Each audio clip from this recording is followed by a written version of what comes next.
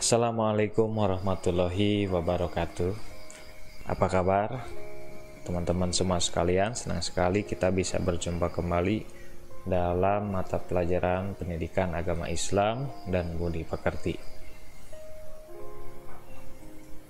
Untuk materi kali ini kita akan membahas tentang mengimani Rasul-Rasul Allah Subhanahu wa Ta'ala, yang mana ini merupakan salah satu kewajiban bagi kita bahwa kita harus percaya dan yakin kepada kepada para rasul yang telah diutus oleh Allah Subhanahu wa Ta'ala untuk menyempurnakan syariat dan akhlak.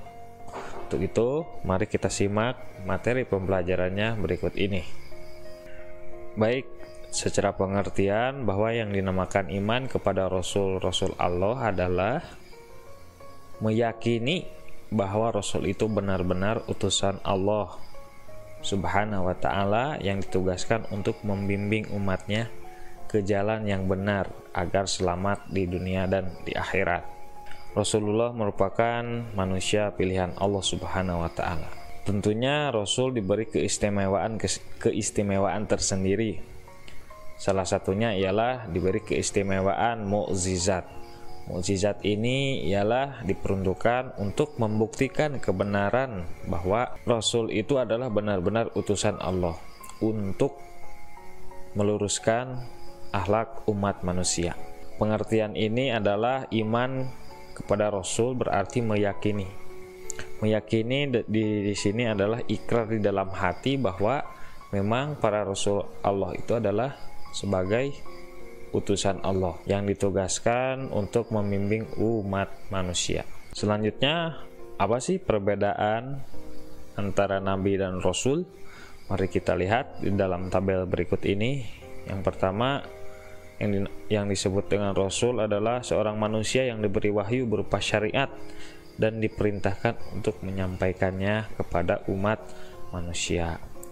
Jadi yang dinamakan Rasul itu adalah orang yang wajib menyampaikan risalah atau wahyu dari Allah dan untuk disampaikan kepada umatnya. Sedangkan Nabi seorang manusia yang diberi wahyu berupa syariat, baik diperintahkan untuk menyampaikannya maupun tidak. Jadi yang dinamakan Nabi adalah syariatnya untuk dirinya sendiri baik itu yang disampaikan maupun yang tidak. Yang selanjutnya adalah manusia pilihan Allah yang diangkat sebagai utusan yang diberi wahyu dengan membawa syariat baru. Jadi ketika Rasul diutus, maka Rasul yang sebelumnya atau yang Nabi sebelumnya adalah menyempurnakan syariat-syariat yang sudah ada ataupun menghapus syariat-syariat yang sudah ada. Contohnya dari Nabi Ibrahim sampai Nabi Muhammad, itu syariat-syariat yang sering dikerjakan itu sebagiannya dihapus dan sebagiannya lagi ada yang dipertahankan. Yang selanjutnya manusia pilihan Allah Subhanahu wa Ta'ala untuk menegaskan syariat umat sebelumnya, itu yang dinamakan dengan Nabi. Kalau Rasul membawa syariatnya disampaikan syariat baru, tapi kalau Nabi adalah menjaga atau sebagai penegas, orang yang terus mengamalkan syariat-syariat yang sudah ada maupun syariat yang baru dibawa oleh Rasul sebelumnya. Jadi itulah perbedaan antara Nabi dan Rasul. Nah, ini dalil tentang perintah beriman kepada Rasulullah. Ya, ada surat An-Nisa ayat 136 yang artinya, wahai orang-orang yang beriman, tetaplah beriman kepada Allah Subhanahu wa Ta'ala dan Rasul-Nya Muhammad, dan kepada kitab Al-Quran yang diturunkan kepada Rasul-Nya, serta kitab yang diturunkan sebelumnya. Barang siapa ingkar kepada Allah Subhanahu wa Ta'ala, malaikat-malaikatnya, kitab-kitabnya, Rasul-Rasulnya, dan hari kemudian, maka sungguh orang itu telah tersesat sangat jauh. Itu tadi dalil tentang bagaimana kita harus mengimani Rasul-Rasul Allah Subhanahu wa Ta'ala. Selain Rasulnya, di sana disebutkan beriman kepada malaikat, kepada kitab-kitab sebelumnya, dan beriman kepada hari akhirat. ada berapa jumlah nabi yang Allah turunkan ke bumi ini? Dalam hadis Nabi Muhammad disertakan bahwa dari Abu Umamah, beliau menjawab para nabi itu ada sekitar 124.000 nabi. Dari jumlah ini terdapat 315 rasul, dan itu adalah jumlah yang sangat banyak gitu. Dalam hadis lain disebutkan ada 310 rasul. Adapun jumlah nabi dan rasul yang disebutkan dalam Al-Quran ada 25 nabi. Yang wajib kita ketahui ada 25 nabi. Nabi itu banyak, ada 124.000, dan yang diangkat menjadi rasul ada 315. Kan hadis lain disebut 310, tetapi memang jumlahnya sangat banyak. Tapi yang wajib diketahui ada 25 sesuai yang disebutkan dalam Al-Quran ya. Nah, yang 25 nabi ini yang pertama adalah Nabi Adam, manusia pertama yang menjadi penghuni bumi ya. Yang selanjutnya ada Nabi Idris. Terus ada Nabi Nuh yang kisahnya dengan kisah Nabi Nuh ketika membuat kapal perahu di gurun pasir. Ada juga Nabi Hud, ada Nabi Soleh, ada juga Nabi Ibrahim. Nabi Soleh diberi mukjizat berupa bisa mengeluarkan unta dari dalam batu. Ada juga Nabi Lut, dan Nabi Ismail, Nabi Ishak, Nabi Yakub, Nabi Yusuf yang terkenal dengan ketampanannya, yang rela meninggalkan maksiat demi mendapat ridho Allah Subhanahu wa taala. Yang selanjutnya ada Nabi Ayub, Nabi Syu'aib, Nabi Musa yang diutus kepada Bani Israel dengan mukjizatnya, yaitu tongkatnya yang bisa berubah menjadi ular dan tongkatnya mampu membelah lautan untuk menyelamatkan umatnya dari kejaran Raja Fir'aun berkat pertolongan Allah Subhanahu wa taala. Ada Nabi Harun, ada Nabi Zulkifli, Nabi Daud dengan kitab Zaburnya. Ada Nabi Sulaiman, nabi yang diberi harta yang melimpah tetapi dia tidak sombong dan angkuh kepada Allah Subhanahu wa taala. Ada Nabi Ilyasa, Nabi Yunus yang dengan kisahnya yakni dimakan oleh ikan paus. Ada Nabi Zakaria, Nabi Yahya, Nabi Isa alaihissalam, dan Nabi Muhammad Shallallahu Alaihi Wasallam sebagai penutup para nabi dan yang menyempurnakan seluruh syariat yang diturunkan kepada para nabi sebelumnya, dan Nabi Muhammad diberi mukjizat berupa Al-Quran oleh Allah Subhanahu wa taala juga untuk menyempurnakan kitab-kitab sebelumnya.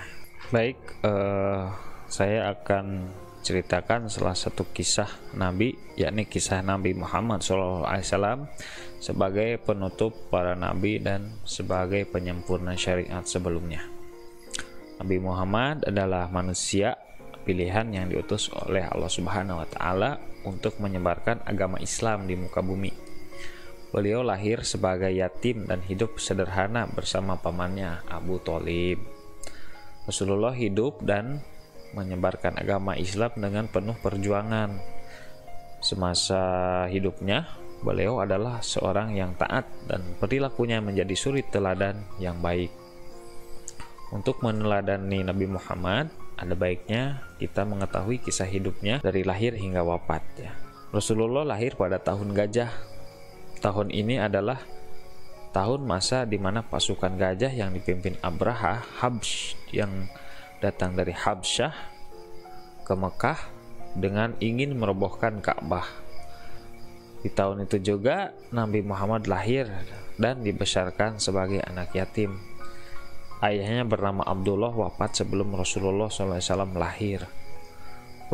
Beberapa tahun setelahnya, ibunya yang bernama Aminah meninggal dunia. Nabi Muhammad SAW akhirnya dibesarkan oleh kakeknya, Abdul Muthalib. Setelah 2 tahun dibesarkan, giliran kakeknya yang menyusul wafat. Selanjutnya, Rasulullah dibesarkan Abu Thalib yang notabene pamannya. Abu Thalib dikenal sebagai orang yang dermawan meski hidup sebagai seorang fakir dan serba kekurangan. Sebelum menjadi Rasul, Nabi Muhammad telah mendapatkan beberapa karunia istimewa sebagai tanda kebesarannya sebagai Nabi terakhir. Tanda tersebut meliputi wajah Nabi yang bersinar bersih mengalahkan sinar rembulan, tumbuh suburnya daerah tempat tinggal Halimah, ibu yang menyusui Nabi, dan lain sebagainya. Pada saat Rasulullah ingin mendapatkan wahyu pertamanya, beliau bermimpi malaikat Jibril mendatanginya. Kemudian beliau menyendiri di Gua Hiro, tepatnya di sebelah atas Jabal Nur. Di tempat itulah beliau diperlihatkan bahwa mimpinya adalah benar.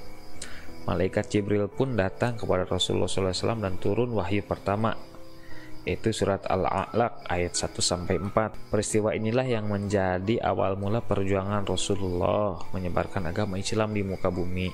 Beliau menjadi nabi terakhir yang diutus menyebarkan agama Islam kepada seluruh umat. Peristiwa memilukan terjadi saat Abu Bakar sedang tidak berada di Madinah. Peristiwa tersebut adalah wafatnya Nabi Muhammad SAW. Setelah mendengar kabar tersebut, Abu Bakar langsung pergi ke rumah Aisyah untuk melihat jasad Nabi Muhammad. Setelah mendapatkan wahyu yang pertama, kemudian Nabi Muhammad melakukan dakwah dengan sembunyi-sembunyi. Orang yang pertama masuk Islam dan mengikuti beliau adalah Khadijah, istrinya. Para sahabat pun mulai seperti Abu Bakar, Siddiq, Zaid bin Haritsah, Ummu Aiman, Ali bin Abi Thalib, dan Bilal bin Rabah pun menyusul masuk agama Islam. Setelah beberapa tahun melakukan dakwah secara diam-diam, Allah Subhanahu wa Ta'ala menurunkan wahyu untuk berdakwah secara terang-terangan. Kemudian kewajiban zakat pun pertama kali diberlakukan ketika Nabi Muhammad SAW telah berada di Madinah. Harta benda yang dizakati di masa Rasulullah adalah binatang ternak, kambing, unta, emas, perak, tumbuh-tumbuhan, kurma, dan bahan makanan lainnya dibayarkan untuk berzakat. Dengan prinsip bahwa dengan mengeluarkan zakat sama dengan mengajarkan berbagi kepedulian dan juga zakat membersihkan harta kita. Selain itu juga Nabi Muhammad pada tahun ke-11 menjadi Nabi dan Rasul mengalami peristiwa yang menyedihkan Abu Thalib dan istrinya Khadijah wafat di tahun tersebut. Setelah itu Allah kemudian mengutus malaikat Jibril untuk mendampingi Rasulullah melakukan perjalanan dari Masjidil Haram ke Masjidil Aqsa. Momen ini yang disebut dengan perjalanan Isra Mi'raj. Perjalanan itulah Rasulullah mendapatkan perintah sholat 5 waktu yang diwajibkan dan dikerjakan oleh seluruh umat Islam sampai sekarang. Kemudian itulah kisah singkat Rasulullah SAW selama hidupnya. Semua dengan mengetahui kisah ini kita dapat mengambil pelajaran untuk dijadikan pedoman hidup. Baik, itu saja yang bisa saya sampaikan tentang pengertian iman kepada Rasulullah SAW dan kepada Rasul-Rasul yang lainnya. Mudah-mudahan ada manfaatnya. Mohon maaf apabila dalam penyampaiannya terdapat banyak kekeliruan. Untuk kritik dan saran silahkan tulis di kolom komentar. Terima kasih. Assalamualaikum warahmatullahi wabarakatuh.